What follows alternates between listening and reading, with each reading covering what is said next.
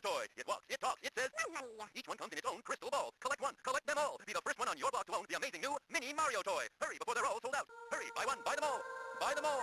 Buy them all. Buy them all.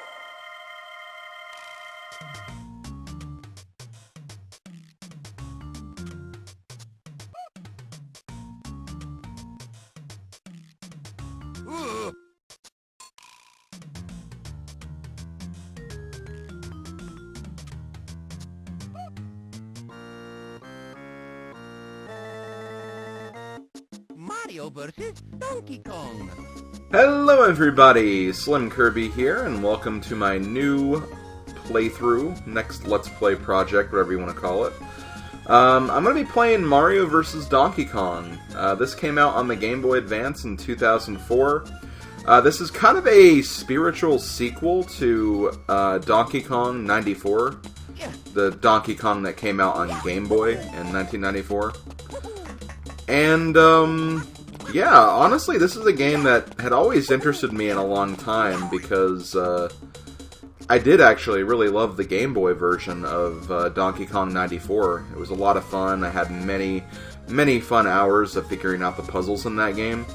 And it took me a very long time before I got to play this. I actually didn't play this game until it was actually released as an ambassador title for the Nintendo 3DS, and when I played it, I did enjoy it, but I will say I don't think I enjoy this game as much as I enjoy, like, actually playing Donkey Kong 94.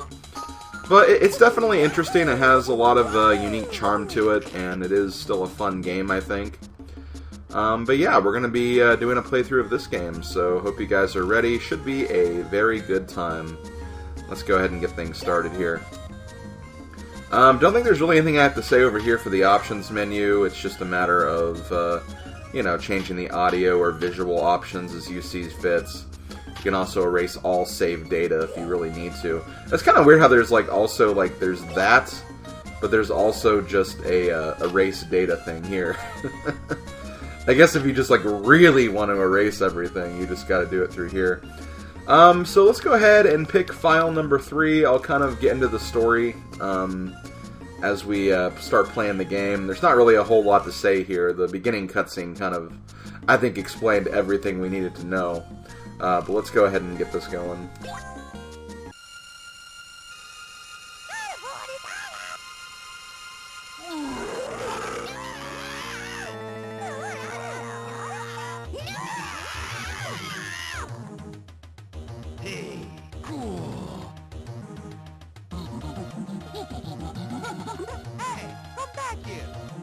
No, you don't. No, you don't. What are you doing? What's going on here? Oh, mamma mia, tutto arrabbiato. I love how they just kind of include, like, some of, like, Charles Martinet's dialogue for Mario here. It's very charming in its own way. But yeah, this is pretty much what the game is. You're basically taken to a world. Each world has 6 levels, a Mini Mario stage, and a Donkey Kong stage. You have to play through these 6 levels in order to access the Mini Mario stage, and you have to play through the Mini Mario stage to get access to the DK stage. So it's essentially just playing through all the levels in a linear format, much like it was in Donkey Kong 94. Although there are no, like, mid-boss stages, there's just a final boss stage at the end of each world. And this is the first world, Mario's Toy Company, so let's go ahead and get things moving here. I'll explain, again, more of the mechanics as we go throughout the game. The main goal is, for each stage, there's actually 2 stages, or 2 parts of the stage. In the first part, you need to find a key. The key will unlock the door and allow you to access the second part. And in the second part, all you have to do is reach the Mini Mario toy and pick it up. As far as what this tutorial is teaching us, is showing us that basically whenever you have a colored button, that button will activate any of the outlined platforms or ladders of that button. And yeah, that's pretty much what we got here. Each stage will have like a little tutorial set up to just kind of explain one of the mechanics. But yeah, this is pretty much a platformer, much like the original Donkey Kong. And I'm actually talking like the original arcade Donkey Kong at this point, where you basically run around to solve the puzzle. You can jump. There's other things you can do and interact with as well, but for the most part, all you really need to know about in terms of this game is we need to go around, we need to find the key to unlock the door, and after that we get to the second part of the stage where, as you can see, we need to get that mini Mario toy that's at the top of the screen here. And I'm also going to use the enemies and objects to get some extra points. Then we're going to pick up the mini Mario toy, and that is the first stage actually completed.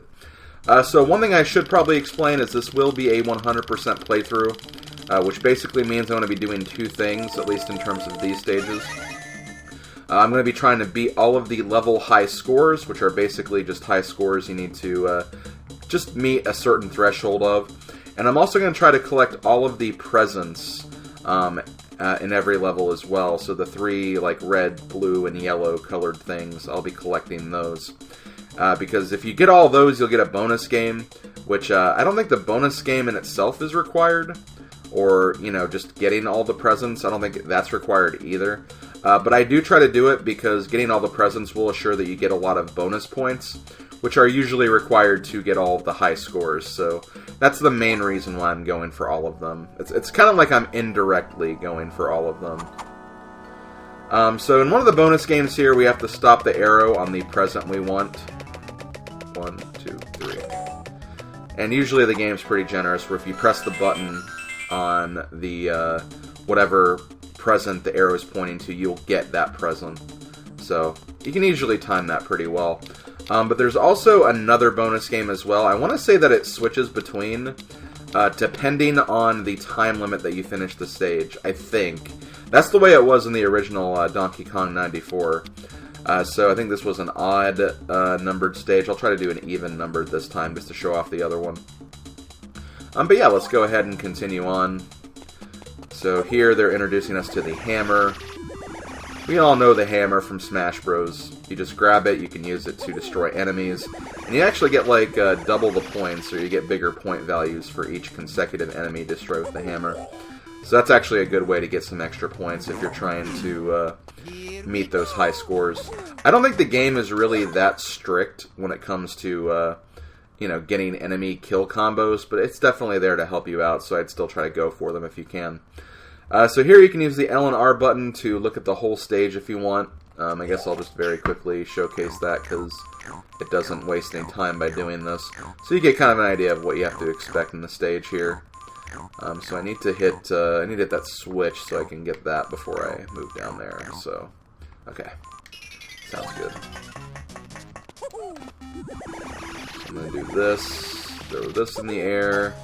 And yeah, you can throw the hammer up in the air to get rid of it if you don't need to use it anymore. Something I would definitely recommend, because I think the hammer, not only can you not jump with the hammer, but I feel like it'll just make things easier if you try to get rid of that as soon as possible. So just try to do that. And there we go. And as you can see, the three presents for each level are basically divided amongst the normal stage and the second part of the stage. So, like, for example, we had 2 presents in the first part of the level, and we have another one in this part of the level. I want to see if I can continue this. Okay, well, I didn't get the best score possible there, but I did get a decent amount of extra points there. And let's try doing this to get an even finish time. And that will definitely... Oh man, that's a huge high score. Hooray for that. So I believe this is the second one. So we want to go for the blue one. We want to avoid the red one. Oh no, okay, so it isn't based on time. Unless it is and I just didn't pay attention, which that could have been a thing too. I guess I'll try again, just to see what happens.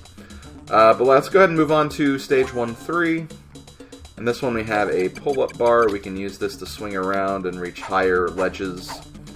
If we're spinning fast enough, you press the A button and you can get a huge, huge vertical distance. That's basically all this is. So yeah, they're pretty brief on those tutorials, and honestly I feel like if you've played Donkey Kong 94, there's not really a lot you need to know, because, I mean, if you've played Donkey Kong 94, you've essentially played this game as far as I'm concerned. Because, again, the two games are so similar. Boom. One thing I will say is be very careful of, like, your general, like, jumping and movement mechanics. I feel like, I mean, especially compared to Donkey Kong 94, I feel like this game is, a little tighter on the control. Actually, no, it's hard to say. It is actually kind of similar, I guess, but it does feel different still. So as a result, you may accidentally, like, make a mistake without realizing it. So just be very careful when you're playing.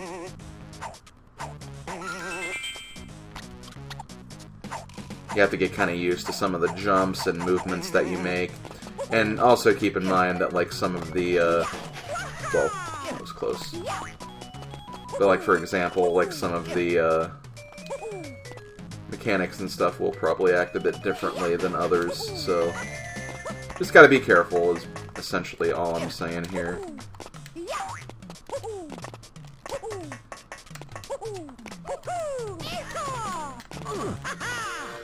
So once again, I finished with an even number of time.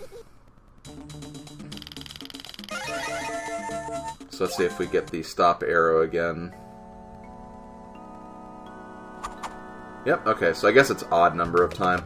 I think the point value is just different, more different than I thought on that first level. 1, 2, 3, 1, 2, 3. I do personally prefer the stop arrow compared to the other one. I feel like the other one, it's kind of easier to get messed up, but they're both pretty relatively simple and easy to do. Okay, so here we have conveyor belts. It's showing us that when we get a scenario like this where there's a section that's too small for us to get in, all you need to do is just duck and slide right under. Sounds like a good idea to me. So yeah, let's go ahead and keep things moving here. Here we go. Okay. And if you've also played Donkey Kong 94, there's a lot of like different movement techniques that you can use as well. As you could see, I did like a sideways somersault, and I've also done like a handstand move too. All those same moves were also in Donkey Kong 94, so you can use those to your advantage and make a lot of stages a lot faster by doing that. So, you know, keep that in mind if you have played Donkey Kong 94, because those things definitely still exist.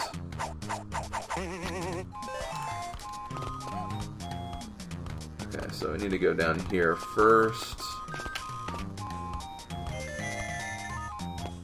I do need to be careful. Well, okay, I'm glad I did that, because I would have probably died.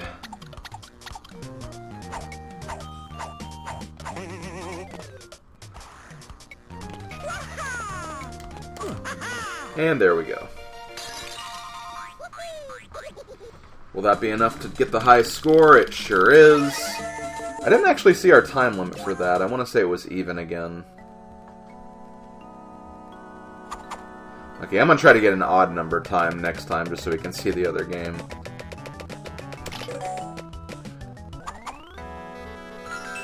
But I do like that I am getting this one, because it's definitely the easier of the 2 to 1. Okay, stage 1-5. This one has shown us that we can use throw objects. We can also throw them upwards to get them to a higher ledge, since we can't climb ladders with them. And again, showing that you can destroy enemies with objects as well. Pretty cool stuff. Pretty cool stuff that we'll need to know in order to make this work. Okay, it just basically told us how to do that. Silly game.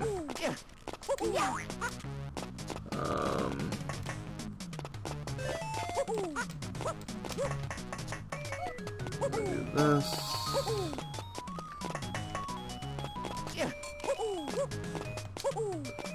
And that's pretty much all she wrote, after I get up there anyway. And one thing if you didn't notice is whenever you beat the first part of a stage, that time actually does carry over to the second stage. Hold on. Oh, it's just showing us how to do that again. But yeah, it does carry over to the next part of the stage. And that actually is important because that'll actually help you get a better time bonus and everything.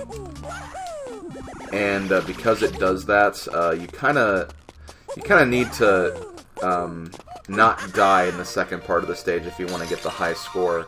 Because if you die, you'll actually get the standard amount of time that you would get for that second part. So, whatever you do, if you're trying to go for all the high scores, don't die. If you do die, you'll more than likely, like, I'd say 99% of the time, more than likely, need to reset the entire stage over, so keep that in mind. And I actually didn't see what time I finished that stage, so whoops. Hey, stop arrow. Okay, I promise I'll try to stop on an odd number this time. Okay, 1-6. Let's go ahead and do this one. Okay, next we have falling bricks. In order to dodge these, one thing you can do is you can basically get in a handstand formation. That will block any of the bricks with your feet.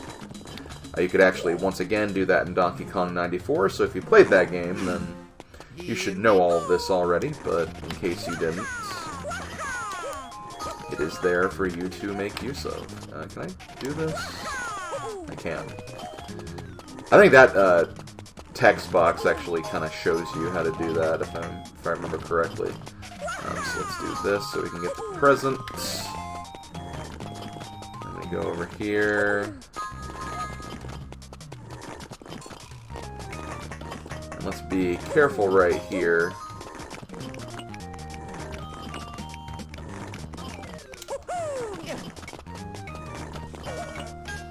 Ouch. Oh god.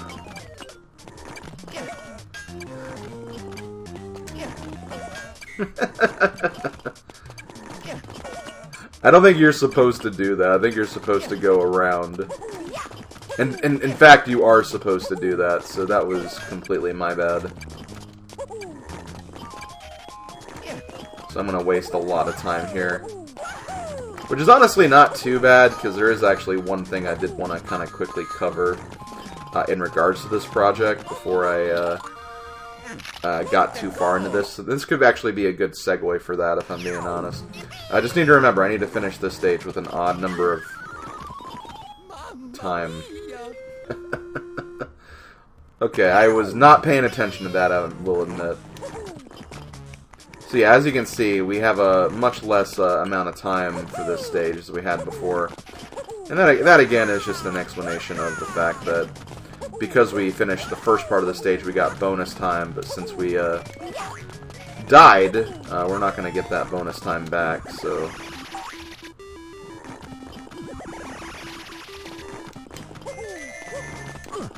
So there we go. We got an odd number of time, and we also got some extra points there. Maybe we... No, there's no way we're going to get that. So as you can see, we did not get the star for the high score, so we will need to redo that stage. I might just redo that stage really quick after this. But normally, though, if there is a stage where I don't do this, I am going to go ahead and just finish the stage normally, and then at the end of the video, I'll go back and retrace my steps and finish the stage properly. So I'm just making the exception this one time, just because, again, I wanted to showcase what exactly happened. And this way, we actually get to see the other minigame, finally. This is the Swap Boxes game. So for this one, you'll have a giant DK fist that will come down from the sky. He'll squash one of the presents, and then he'll squash another one. The goal is try to save the one that has the 1-up, or at least a better 1-up. So the goal for that you want to aim for is you want to try let him destroy the 0-up. And then once he destroys that, it's just like, well, whatever. No matter what, I'm getting a 1-up. So that's basically how you handle that. So let's go ahead and redo this stage really quick and actually pay attention this time. I was not really confident I was going to actually get the high score, even on my actual initial run. because I wasted so much time on the first stage because I didn't pay attention to what I was doing. But I feel like this time I'll actually have a little more extra time to work with now that I know what I'm doing. So yeah, a lot of this first part of the game I think is just purely optimization. Optimizing all these stages. Again, if you want to go for 100%, you obviously do not have to do that. This is just something I'm doing because I'm a perfectionist madman. But, you know, it is... Essentially, if you do want to get 100%, this is the kind of stuff you'll need to do. You'll need to be playing a lot of these stages multiple times just to get a feel for how they work and how you can optimize them and get the best scores and the best times for all of these. And funnily enough, I feel like this is actually harder at the beginning of the game. Because, I mean, as you can probably tell from the, like, main menu screen, there is, like, only 6 worlds. There is actually more, I'll go ahead and say that right now. And kind of the format of the game actually changes a little bit when you get to, like, the later half of the game. So as a result, I feel like the first part of the game is actually harder than the second part. That's just my own personal opinion, though.